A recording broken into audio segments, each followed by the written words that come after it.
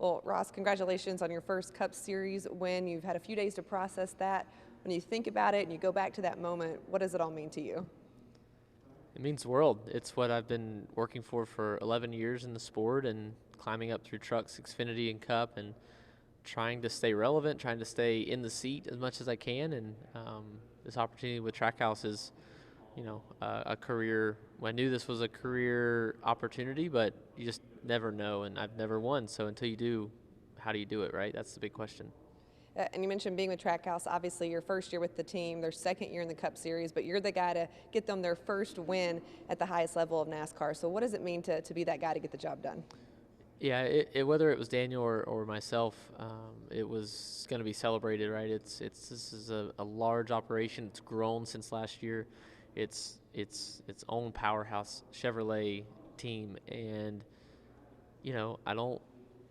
It's not lost on me that like Daniel, Travis Mack, and the '99 group, it was always going to be them. Like they were the first team, they were the first group, they were going to win. I know that, and I know that they were dejected and they wanted to win, but they were happy for us, and I appreciate that because I know that's tough. I've been on the other side where a teammate wins when I felt like it was supposed to be me, like I'm supposed to be the guy, and Daniel's plugging away at the simulator right now, and I'll be in there on Thursday, and we'll get ready for Richmond. So yeah, it does mean the world. I mean, Justin Marks and Ty and Pitbull, like they gave me this opportunity, and that's you want, like, at the end of the day, all that matters is driving the race car fast, and we did that on Sunday. Yeah, and obviously I know you've been asked about this a ton, but going back to that last lap, take me through it. What's going through your mind, and of course the move that you made to ultimately get the win?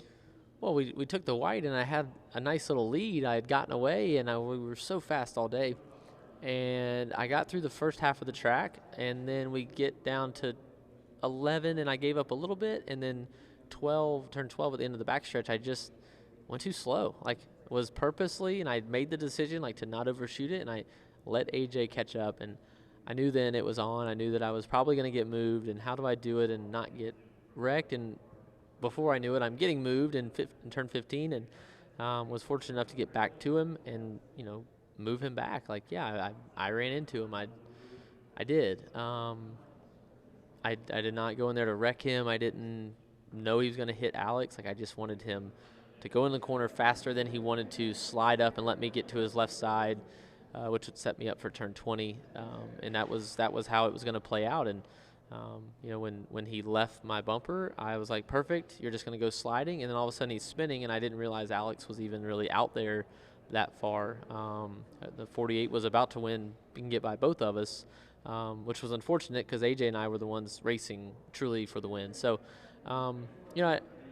it's not how I drew it up my head, and I don't know what I could change. I probably just never let him catch up. Turn 12, just drive in there deep, brake hard, stay ahead, and never let him get to my back bumper.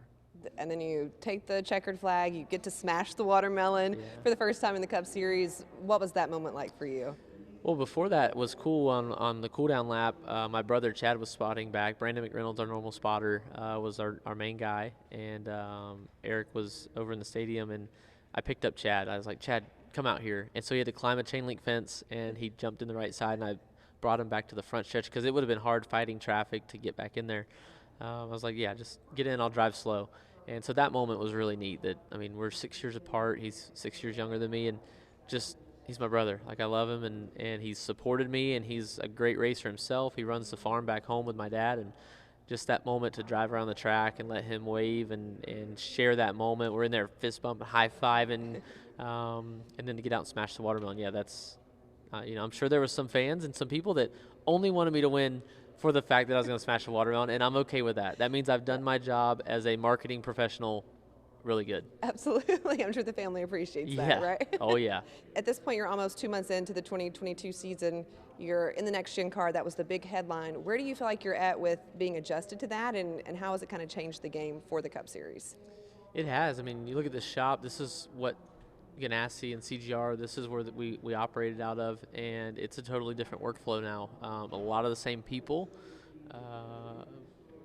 but totally different workflow. Like, the cars, we buy them and we assemble them. We're not manufacturing. You don't smell, you don't hear torches and grinders and welders going. Like, we're not welding these cars together, we're bolting them together, and we're buying the control arms and the suspension parts instead of building them here. We don't build truck arms anymore because we don't even have them. And this is independent rear suspension, and there's no rear end housing laying around everywhere for every different track. It's you adjust your geometry on each corner for each week, and you could run the same car week after week. So the Gen 7 car has definitely changed the workflow, and just like the whole world, right? Supply chain, we're trying to get parts, stuff we've ordered barely trickling in just fast enough to turn it around. And you look back at the second race of the season, I wrecked at California in practice, and that put us behind. That was a tough burden on Trackhouse as a group, and proud of the effort to dig in. And we had speed there to win with the backup car, and then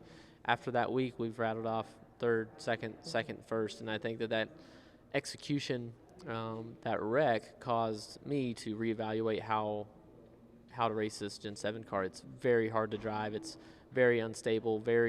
When you crash, you see a lot of guys overcorrect. That's what I did. We saw Blaney did it in practice this weekend. So getting our hands around this car has been tough, but it's the most challenging thing I've ever done.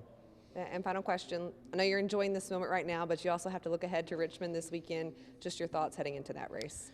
Yeah, it really, I'll just be honest, I'm one day delayed on Richmond this week. Like, normally Tuesday morning I start on Richmond. Monday was a wash for me. So Tuesday, we're finishing up all this stuff, and we're talking about and we're celebrating. But for me, in the morning, Wednesday morning, we'll be full speed ahead on Richmond. And, a bit like my high school, career in high school, it was like cram at the last minute. So I'm used to it. I've tried to be better in my later years here. And, no reason we can't go compete. And if we keep putting ourselves in position and we execute well, Daniel or I will probably have a chance to compete for the win at Richmond. Well, perfect. Congrats again, and we appreciate your time. Thank you. Yeah, thanks.